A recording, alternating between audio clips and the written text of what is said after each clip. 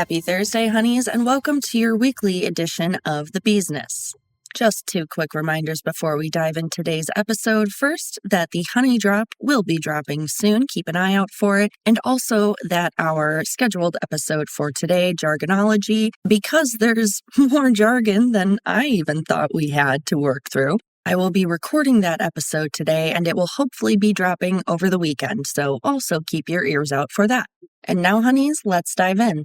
We noticed there was some follow-up info being published about the Paris Museum's decrease in attendance and its relationship to the Paris Games, so those updates for you. First, we saw Art News come out with a slightly different set of average decreases for the Louvre, the Pompidou, the Musée d'Orsay, and a few others. And we were able to track down the source of that discrepancy, which was slight discrepancies in the reporting done by the French newspapers Le Quotidien de l'Art and Le Monde, which had, in Art News's words, quote, the overall same result.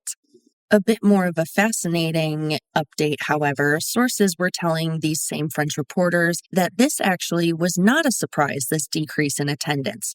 It turns out the same phenomenon happened both in the London 2012 Games and the 2016 Rio Games. Both of those cities saw decreases in their art museum attendances. The sources also revealed that even though the art museum attendance was down, it was not necessarily because of a lack of interest in history, just a different kind of history. Heritage sites and the city's underground catacombs saw huge rises in attendance themselves. Our next headline, a portrait discovered in an attic and attributed to Rembrandt sold for $1.4 million. The work in question is a 17th century unsigned portrait of a girl and attributed after the Dutch master, whose full name is Rembrandt Harmszoon van Rijn, the legendary artisan of the 1600s. Painted on an oak panel and encased in a hand-carved frame, a label on the work showed that it was loaned to the Philadelphia Museum of Art in 1970 by the owner at the time, Carrie W. Bach. Bach had just died that year after serving as the treasurer and senior vice president of the Curtis Publishing Company. The auction galleries who made the discovery via a routine appraisal visit to Bach's private estate was one Thomaston Place Auction Galleries. Our source article for today noted that the phone bidding war between the three final potential buyers was especially aggressive, and the work finally went to an unnamed European man. The Financial Times also drew our attention to how Sotheby's earnings fell by 88% during the first half of 2024, according to one of their new reports. They revealed that the core earnings of the company were down 88% and the auction sales were falling by 25% in the first half of this year. That's a pretty notable headline in itself, that one of the big three auction houses is struggling so much financially, but it gets even more shocking. The Financial Times also included a confirmed internal document distributed to investors showing that the company was starting to see fiscal challenges before the announcement last month that they had signed an investment deal with Abu Dhabi's Sovereign Wealth Fund, or the ADQ. The summary of that deal is basically that the ADQ would acquire a minority stake in the auction house, which went private in 2019 for $1 billion, and that money was obviously meant to aid the auction house's existing debt management. What's unclear is whether or not this information coming to light will affect that deal in any way. The headline is also notable because it shows where the money is or is not flowing in terms of artistic objects.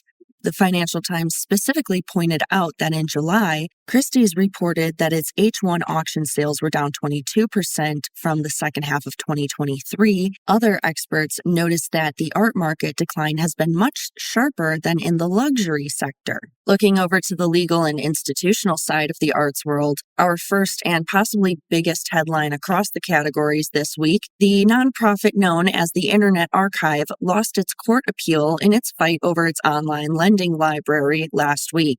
It's important to say off the bat on this one, we care because this decision could have a significant impact on the future of internet archives, as well as the debate around digital libraries, digital art access, especially for this particular San Francisco-based nonprofit. So what all happened here? On September 4th, the U.S. Court of Appeals for the Second Circuit decided to uphold an earlier ruling in Hatchet v. Internet Archive that found this organization's book digitization projects violated copyright law. And to understand where that lawsuit came from, we got to go back to March of 2020, unfortunately. I know we don't want to, but yeah. In that month of that year, Internet Archive launches a program called National Emergency Library, or NEL, as a response to their just huge influx of calls from researchers, readers, other librarians even, to help those at home get access to books that they needed but could not otherwise get because of pandemic-based library closures.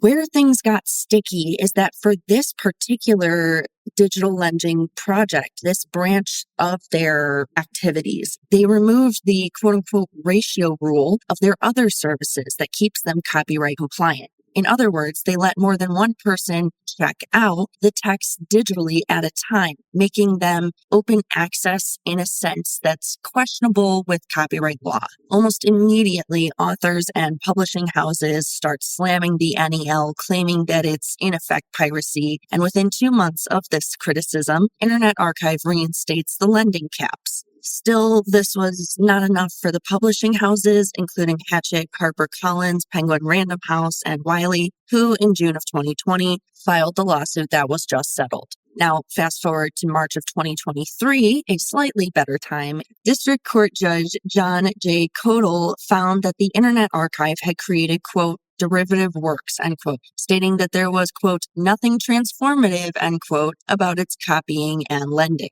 Also in 2023, a group of music labels, including Universal Music Group and Sony, sued the archive in a copyright infringement case over a music digitization project. That case is still in courts, but the damages could be up to $400 million.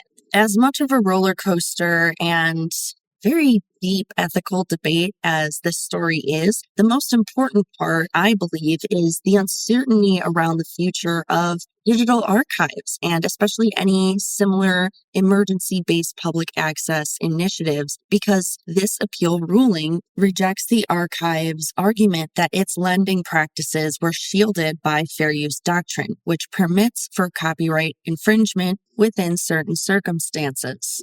Another fascinating aspect of this story was the range of responses included in the article from art and legal worlds. For example, you had James Grimmelman, a professor of digital and internet law at Cornell, who thought that with how courts are interpreting free use currently, this verdict is not at all surprising. We, of course, saw disappointment and the hopes to review the court's decisions from the Internet Archive and its director of library services. And then from Dave Hansen, an executive director of Authors Alliance, which is a nonprofit that advocates for expanded digital access to books, well, he was against the ruling. Quote, authors are researchers, authors are readers. IA's digital library helps those authors create new works and supports their interests in seeing their works be read. This ruling may benefit the bottom line of the largest publishers and most prominent authors, but for most, it will end up harming more than it will help, end quote. And in an ironically perfect follow-up to that story, the University of Richmond last week received more than $700,000 in NEH grants to launch a Center for Liberal Arts and AI. It was one of only 5 colleges/universities across the nation to receive funding through the NEH's Humanities Research Centers on Artificial Intelligence program, and this one will open in the fall of 2025. The university hopes that the center will help build on their reputation, their contributions to digital humanities, but also to allow them to connect with a network of innovative liberal arts colleges to address AI challenges and pressing questions of the day. The Richmond-based center will form a hub for 15 colleges across the Associated Colleges of the South to work together in exploring these issues, plus hosting 8 faculty fellows each year to explore a shared annual theme. With the way the headlines were this week, honeys, I've got to do a little good news, bad news sandwiching here, so here's another bad news, kind of. The Bellevue Arts Museum has announced its closure. Effectively closed down on September 4th, it had been known for its exhibitions, cross-cultural programming, and many events, including the Bellevue Arts Fair. The museum will keep on a small transitional staff to support reorganization, run private events, and manage the already scheduled Arts Fair of 2025. As an effort to potentially protect the community asset and restructure the institution, they have filed for receivership. It would be unprecedented for the museum, but presents an opportunity for reinvention and potential fiscal partnership.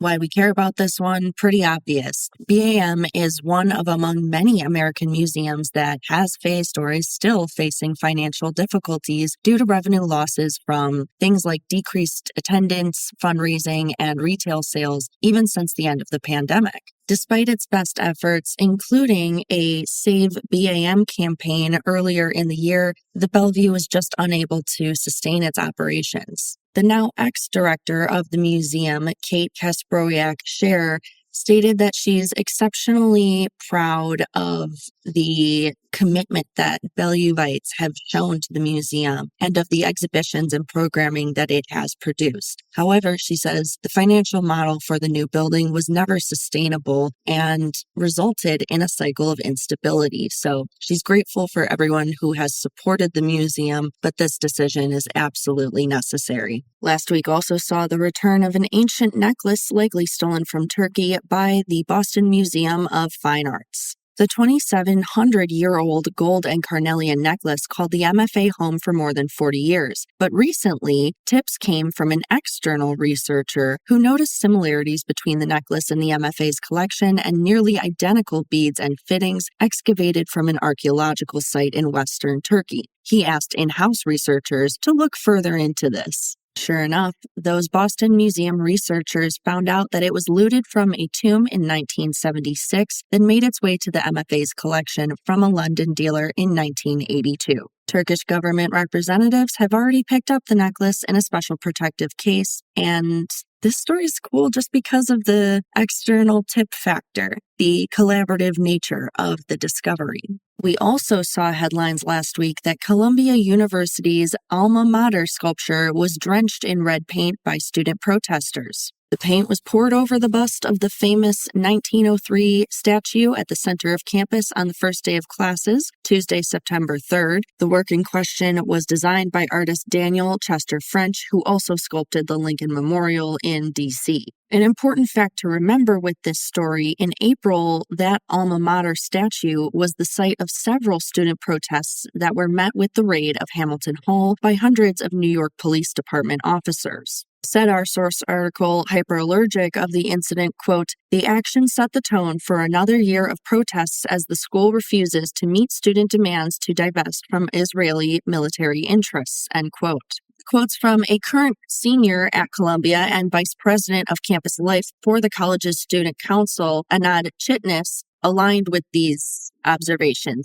Although neither organization claimed responsibility, photos of the statue with the paint on it were reposted by Students for Justice for Palestine, which is permanently banned by Meta, and CUAD on X. The two are saying that it was likely some other autonomous group, which is notable because that's the same term they used to, according to Hyperallergic, quote, describe the individuals who organized the occupation of Hamilton Hall earlier this year and coordinated a screaming protest outside the residence of then-President Minouche Shafik before her resignation, end quote. The statue itself was cleaned of paint by the end of the day. Two quick announcements/discoveries before we go. First, the world's new tallest timber skyscraper is set to be constructed in the U.S. Designed by Michael Green Architecture, it will be located in Milwaukee, Wisconsin. The architecture group, widely considered a trailblazing pioneer of modern timber construction, aims to popularize large wooden structures in Northern America, so decided to build this 55-floor building all out of wood, beating out the current title holder of 25 floors,